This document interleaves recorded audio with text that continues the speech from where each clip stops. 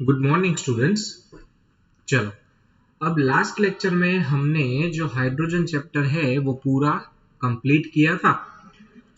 इस चैप्टर के अंदर अब सिर्फ एक्सरसाइज बची है। एक्सरसाइज हम स्टार्ट करते हैं।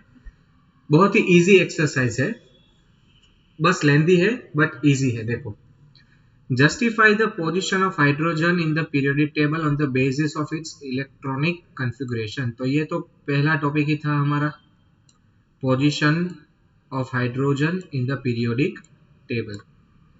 ये पूरा टॉपिक आपको उसके आंसर में लिखना है, राइट? कि हाइड्रोजन जो है वो अल्कली मेटल से कैसे रिसेंबल होता है, हेलोजन से कैसे रिसेंबल होता है, डिफर कैसे होता है और कैसे उसको अलग से पूरा पोजीशन दिया है। तो उसके बारे में आपको वहां पे बात करनी है। आपका फर्स्ट टॉपिक इसका आंसर रहेगा, right the name of isotopes of hydrogen, deuterium and tritium and protium. Protium वो सबसे common. What is the mass ratio of this isotope? 1:2:3, क्योंकि प्रोटियम का मास है 1, ड्यूटेरियम का 2 और ट्रिटियम का 3। उसके बाद why does hydrogen occur in a diatomic form rather than monoatomic form at a normal condition? Because उसकी लास्ट ऑर्बिटल जिसके अंदर एक ही इलेक्ट्रॉन है 1s1। अब अगर वो एक इलेक्ट्रॉन के साथ या गेन कर लेता है या फिर एक इलेक्ट्रॉन के साथ कहीं पे बॉन्डिंग कर लेता है कोवेलेंट बॉन्ड से, तो उसका कॉन्फ़िगरेशन जो है वो नोबल गैस जैसा हो जाएगा। दैट्स व्हाई वो सिंगल एटम के जगह डाई एटम के रूप में रहने का पसंद करता है। दैट्स व्हाई वो H2 डायटोमिक फॉर्म में रहता है ताकि वो स्टेबलाइज हो सके। और उसका प्रूव है कि उसका बॉन्ड डिसोसिएशन एंथैल्पी बहुत ही ज्यादा है। चलो, उसके बाद fourth question, how can the production of dihydrogen obtain from coal gasification can be increase? Dihydrogen coal gasification में कैसे इंक्रीज किया जा सकता है? तो H2 के प्रिपरेशन में पढ़ा था हमने, ये प्रिपरेशन ऑफ H2 में पढ़ा था ये हमने, राइट? देखो यहाँ पे कोल गैसिफिकेशन रिएक्शन दिया था हमने। The process of producing syn gas from coal is called coal gasification and production can be increase by iron chromate catalyst. यहां तक आपका आंसर रहेगा, ठीक है? चलो, उसके बाद क्वेश्चन नंबर 5 देखो, डिस्क्राइब द बल्क प्रिपरेशन यानी कि इंडस्ट्रियल प्रोसेस। तो डाइहाइड्रोजन की industrial process, what is the role of electrolyte in this process? Hydrogen provide करना, राइट? देखो,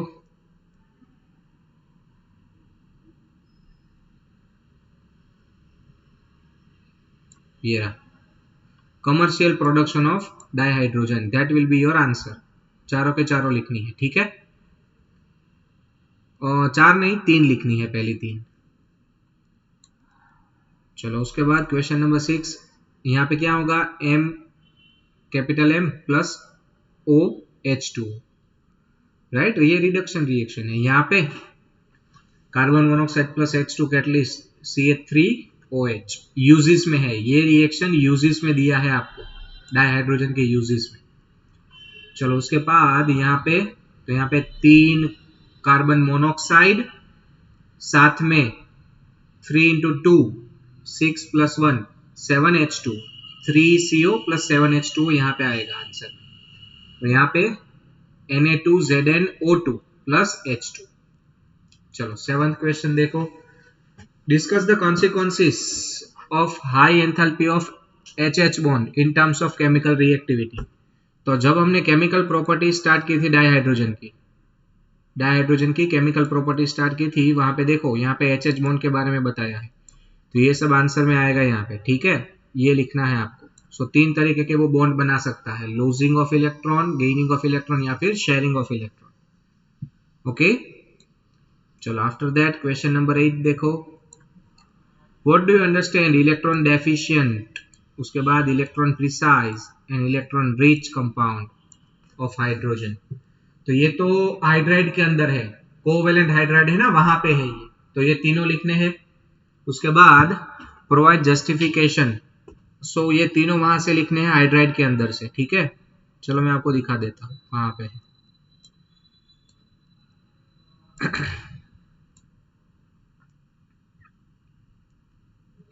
ये रहा देखो, ये 3 टाइप दिए आपको यहाँ से, और यहाँ पे सारी चीजें आपको एक्सप्लेन की है, देखो ये रहा।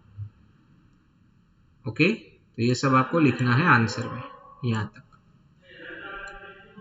चलो आफ्टर दैट क्वेश्चन नंबर 9 देखो, what characteristic do you expect from electron deficient? They are Lewis acid because they are deficient with electron. उनकी केमिकल रिएक्शन भी लुइस एसिड के तरह रहेगी, ठीक है। चलो 10th, what do you expect carbon hydride, Lewis acid और base, none of them, neutral है क्योंकि उनके पास सफिशिएंट अमाउंट ऑफ इलेक्ट्रॉन है। चलो 11th question, what do you understand in term of non stoichiometric hydrides. So अभी अभी जो हमने कोवैलेंट हाइड्राइड देखा उसके नेक्स्ट पेज पे ही है नॉन स्टाइकियोमेट्रिक हाइड्राइड, सो वहां से उसका आंसर लिखना है पूरा। Do you expect this type of hydride in alkyl metals, no they are strictly stoichiometric, क्योंकि वहां पे 1:1 रेशियो में होता है और यहाँ पे लेटाइस के अंदर हाइड्रोजन फंसा होगा, दैट्स व्हाई। चलो 12th question, how do you expect metallic hydride to be useful for hydrogen storage. वो प्लेटिनम पैलेडियम नॉन स्टाइकियोमेट्रिक में एंड में है ये पैराग्राफ, वो यहाँ पे आंसर में आएगा, ठीक है। हाउ डज एटॉमिक हाइड्रोजन और ऑक्सी हाइड्रोजन, ये वेल्डिंग वाला पॉइंट यूजेस में, हाइड्रोजन के यूजेस में जो वेल्डिंग वाला पॉइंट है वो इसके आंसर में आएगा। Among NH3, H2O and HF, which do you expect have high magnitude of hydrogen bonding, सबसे ज्यादा हाइड्रोजन बॉन्डिंग HF में होगा क्योंकि फ्लोरीन सबसे ज्यादा इलेक्ट्रोनेगेटिव है, उसके बाद H2 और उसके बाद NH3। 15, saline hydride violently water से रिएक्ट करता है, yes. Can CO2 used as a fire extinguisher, yes. CO2 use करोगे तो वो NaOH में एब्जॉर्ब हो जाएगा और रिएक्शन जो है वो स्लो हो जाएगा, so yes it can be use. वो ज्यादा इफेक्टिव है नहीं, सो नहीं यूज करोगे तो भी कोई फर्क नहीं पड़ने वाला वहां पे। 16th क्वेश्चन देखो आप यहाँ पे, तो आपको यहाँ पे इलेक्ट्रिकल कंडक्टेंस का इंक्रीजिंग ऑर्डर, तो सबसे कम इलेक्ट्रिकल कंडक्टेंस BH2, उसके बाद CaH2 और उसके बाद TiH2। चलो आयनिक कैरेक्टर का इंक्रीजिंग ऑर्डर, सबसे कम LiH, उससे ज्यादा NaH और उससे ज्यादा CaH। फिर बॉन्ड डिसोसिएशन एंथैल्पी सबसे ज्यादा किसकी रहेगी, सबसे कम होगी हाइड्रोजन की, उससे ज्यादा ड्यूटेरियम और उससे ज्यादा फ्लोरीन की। रिड्यूसिंग प्रॉपर्टी, तो सबसे कम रिड्यूसिंग प्रॉपर्टी किसकी रहेगी, H2O, उससे ज्यादा MgH2 और उससे ज्यादा NaH। चलो दोनों का स्ट्रक्चर कंपेयर करना है तो वो तो आप कर सकते हो इजीली देख के आगे से। चलो ऑटोप्रोटोलिसिस यानी कि dual nature of water as acid and as a base, वो रिएक्शन वहां पे देखा था, वो लिखना है यहाँ पे, ठीक है। Consider the reaction of water with F2, उसी केमिकल प्रॉपर्टीज के अंदर यहाँ पे दिया है, और ऑक्सीडेशन और रिडक्शन स्पीसीज बताने, तो वो भी हो जाएगा वहां से। चलो यहाँ पे क्या बनेगा, PbSO4 प्लस H2O, फिर यहाँ पे बनेगा Mn+2n H2ON O2, फिर यहाँ पे CaOH ट्वाइस प्लस H2, फिर यहाँ पे AlOH थ्राइस प्लस 3HCl, फिर यहाँ पे NH3 बनेगा और साथ में CaOH ट्वाइस रिलीज होगा।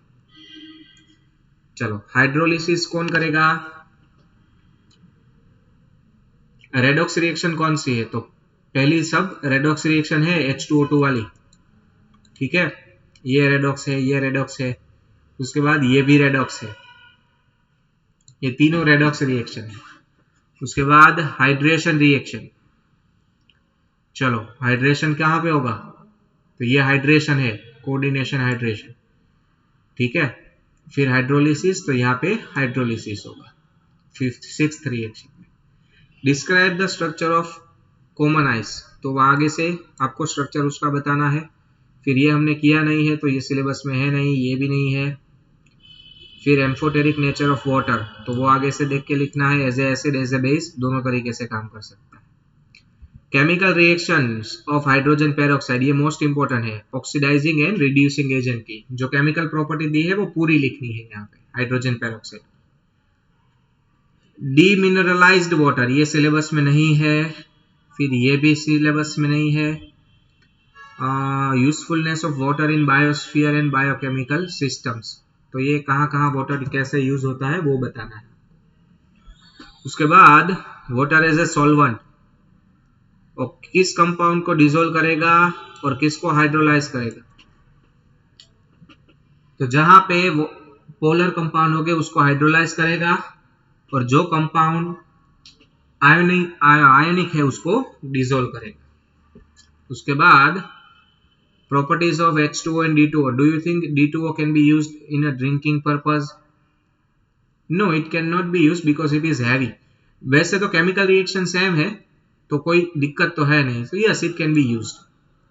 What is the difference between hydrolysis and hydration? Hydration में वाटर मॉलिक्यूल हाइड्रोजन बॉन्ड से या फिर कोऑर्डिनेशन बॉन्ड से कंबाइन होता है, जबकि हाइड्रोलिसिस में वाटर मॉलिक्यूल ब्रेक होके कंबाइन होता है एज ए H+OH-।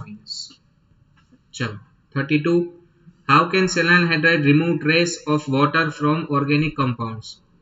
क्योंकि वो बहुत ही विगोरसली वाटर से रिएक्ट करते हैं और हाइड्रोक्साइड बना देते हैं, दैट्स व्हाई ऑर्गेनिक कंपाउंड से वो OH को निकाल लेंगे। चलो, what do you expect the nature of hydride is if formed by elements of atomic number 15, 19, 23 and 44? चलो 15 यानी कि ये हो जाएगा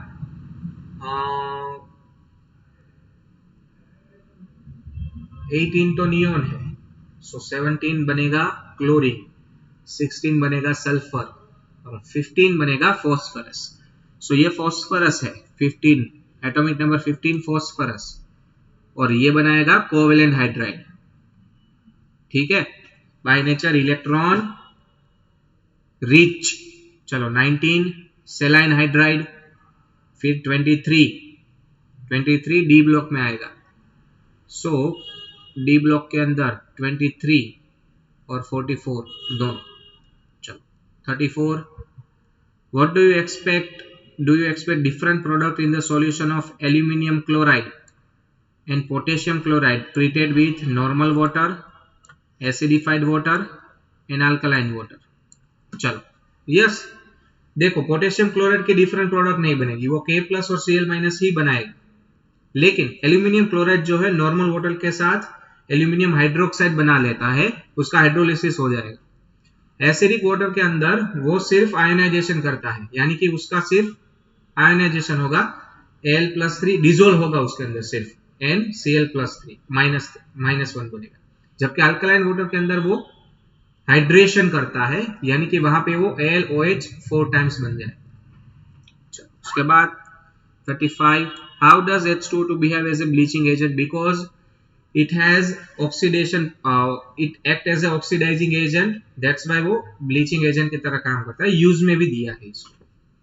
और क्वेश्चन नंबर 36 में आपको कुछ एक वर्ड दिए हैं, हाइड्रोजन इकोनॉमी जो नहीं करना है, हाइड्रोजिनेशन करना है, सिन गैस करना है, वाटर गैस करना है, फ्यूल सेल भी नहीं करना है, तो इन फ्यूल सेल है एक्चुअली, सो ये चारों चीजें आपको एक्सप्लेन करनी है।